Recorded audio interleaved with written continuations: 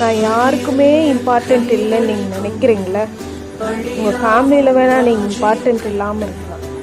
நீங்கள் வேலை செய்கிற இடத்துல நீங்கள் இம்பார்ட்டண்ட் இல்லாமல் இருக்கலாம். உங்கள் ஃப்ரெண்ட்ஸ் மத்தியில் நீங்கள் இம்பார்ட்டண்ட் இல்லாமல் இருக்கலாம். ஆனால் இயேசுவுக்கு நீங்கள் தான் இம்பார்ட்டண்ட். அதனால தான் அவர் சிலுவையில் அவருடைய ரத்தத்தையே உங்களுக்காக சிந்தி உங்களை மீட்டெடுத்தார். ஒவ்வொரு நாளும் ஆண்டவர் உங்கள் மேலே கிருபையும் அன்பு வைத்து நடத்திட்டு வர்றாரு.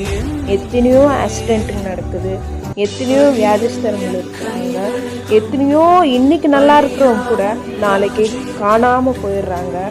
ஆண்டவருக்கு நீங்கள் இம்பார்ட்டண்ட்டாக இருக்கிறதுனால தான் அவர் உங்களை நடத்திட்டு வர்றாரு. அவர் நடத்தின்னு வந்த ஒவ்வொரு நாளையும் நினச்சி பாருங்க. மனுஷங்க வேணால் நம்மளை முக்கியமாக நினைக்காம போயிருக்கலாம். ஆண்டவர் உண்மையாகவே நம்மளை முக்கியமாக நினைத்திருக்கிறார்.